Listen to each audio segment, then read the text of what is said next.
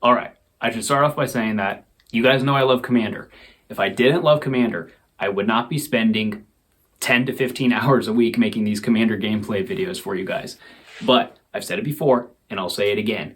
If Magic the Gathering is going to continue to grow and not just survive, but thrive, Commander cannot stay the focus of Magic the Gathering. If you haven't seen this video that I made a couple months ago, you should go watch it. I go into a lot more in-depth detail, but just to briefly summarize so you get the gist, we can continue on with this video. My main concern was if we continue designing cards and sets and releases specifically for Commander players, that's going to end up eventually pushing people out of the format due to power creep and due to price, because Commander at its core is supposed to be the casual format. It's supposed to be where you can go play with your cards that don't get to see play elsewhere, and you get to express yourself. And so monetizing that becomes dangerous. Not that you can't do it, not that you shouldn't do it.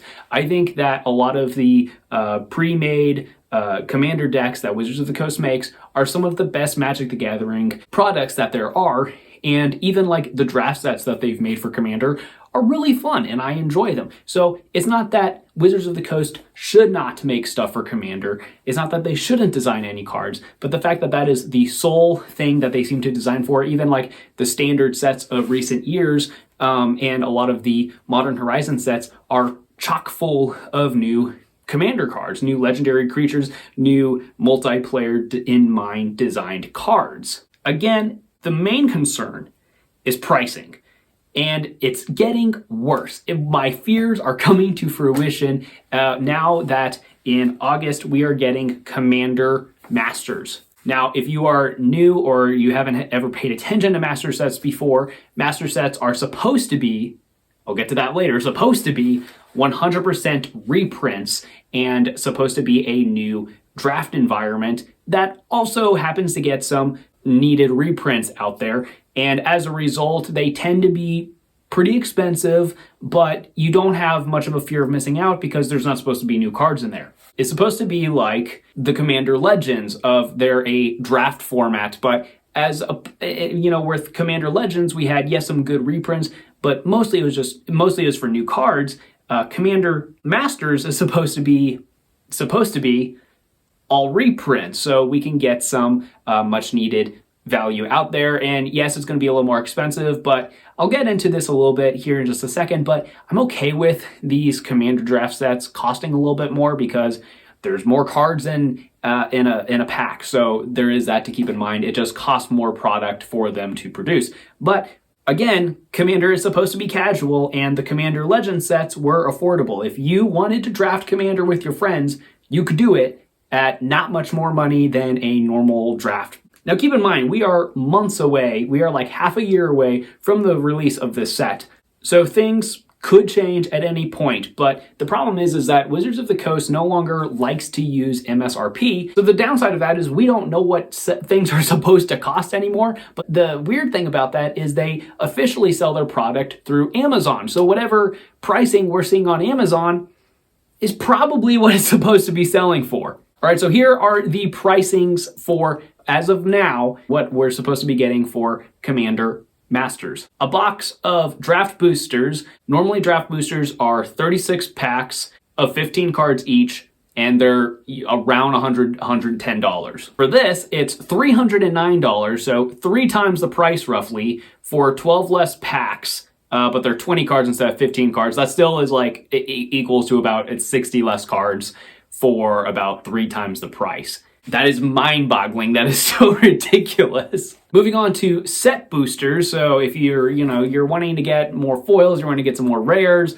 I'm sure they'll have fancy art treatments in the set. If you're more caring about that and less about the draft environment, so set boosters, again, comparing it to what set boosters are normally for normal sets, they're going to have 6 less packs, but the boxes are going to have the same number of cards because set boosters normally have 12 packs and these have 15, but this is going for $420. Now, I know that's a funny number. We like the number 420, but again, this is about 4 times the price, or almost 4 times the price as a normal set booster box for the same number of cards. So funny number, not funny price.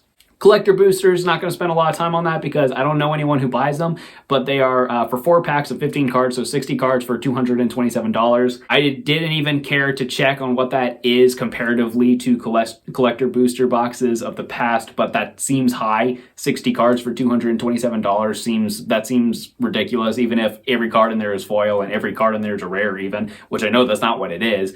Even that seems high, but I digress.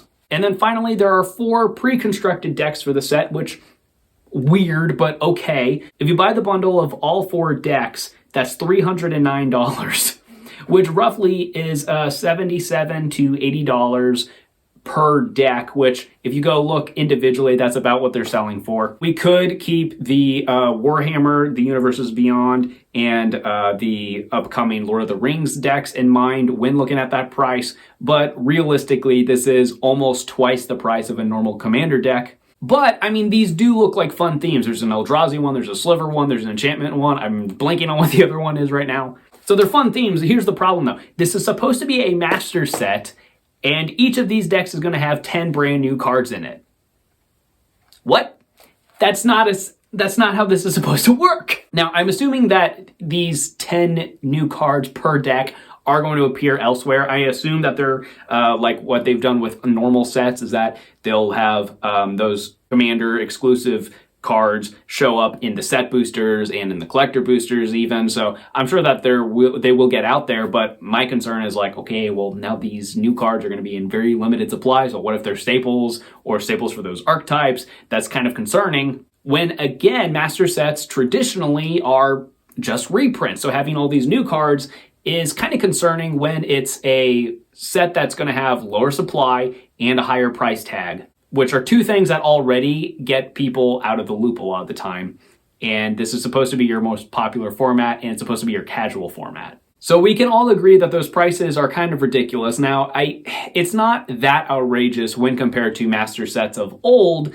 It is a little bit more, but, you know, Commander is its own beast, and that's a lot more cards that you need. And so I'm willing to have a little bit of grace just because it takes more product, meaning they have to charge more for it to make it. But this much more? Here's the thing. I actually like master sets. I think they're really cool. I like that they tend to be a very curated draft environment, supposed to be very fun draft environments traditionally, and they get much needed reprints out there into the world. So I actually do like master sets. The problem is as cool as they are not casual. They are expensive and they are tryhards. They are high powered. This is not for casual play, which is 90% of Commander players, which nowadays is I don't know what percentage that would be, but Commander is supposedly the most popular format of Magic, so that's probably a high percentage of the people who actually you think are going to care about this, but they're probably not going to care. Now, Double Masters came out last year, which I ended up missing out on, even though I wanted to play it just because it sold out really fast. And honestly, I think that's probably going to happen here, and that is really unfortunate. But ultimately, I don't think that Commander Masters is going to hurt people all that much because it's really just for the people who want it. If you don't love Commander Draft, they'll do it again someday. You can just sit around, or you can go pick up the boxes from the other 2 Commander Draft sets that they've done for not much more than they were originally going for. So if you really want to get that experience, you can go do that. Whatever cards they do print into this set, they are going to, for a very brief period of time, lower the price of those cards. So it will give you a narrow window of opportunity that if you have cards that you need to pick up, you can go pick them up for a slightly less price. And excluding these overall 40 new cards, 10 cards each for each of the new Commander decks, you're not really going to have any fear of missing out as far as new cards. It's just the draft format that you might miss out on if that matters to you. By the way, I normally don't have to write out stuff for videos, but I had to because they constantly are changing what is in packs and what prices are, and it's very hard to keep track of. Now, this YouTube channel is actually like my part-time job now. I actually make a little bit of cash on here. $6. It's like $1 an hour.